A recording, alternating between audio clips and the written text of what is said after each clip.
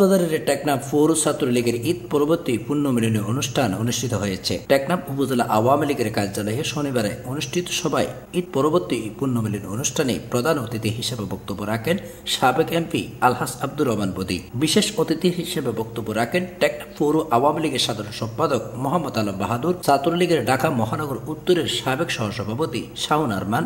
বক্তব্য রাখেন টেকনাফ উপজেলা ছাত্রলীগের সাধারণ সম্পাদক নুরুল মুস্তফা, পৌর ছাত্রলীগ নেতা শাহরিয়ার রায়হান, পৌর ছাত্রলীগ নেতা আসিফুল ইসলাম। অনুষ্ঠানের সঞ্চালনা করেন টেকনাফ মডেল পাইলট উচ্চ বিদ্যালয়ের সাবেক সহসভাপতি তানভীর হোসেন। এই সময় এমপি তার ছাত্র জীবনের স্মৃতিচারণ করে বলেন, আমরা বঙ্গবন্ধু শেখ মুজিবুর রহমানের আদর্শ বুকে ধারণ করে ছাত্রলীগের রাজনীতি থেকে শুরু করেছিলাম। কোন শিক্ষার্থী যদি জাতির পিতা ও তার সুযোগ্য কন্যা প্রধানমন্ত্রী শেখ হাসিনার আদর্শ বুকে ধারণ করে ছাত্র রাজনীতি করেন, তবে তিনি কখনো ফতারা হবেন না, তার জীবনে উন্নতি আসবেই। যার প্রমাণ আমাদের তোফায়েল আহমেদ এমপি। তিনি সর্বদা বঙ্গবন্ধুর আদর্শ ও তার দেখানো পথে চলেছেন বলে জানান। এই সময় আওয়ামী লীগ ও ছাত্রলীগের নেতাকর্মীরা উপস্থিত ছিলেন।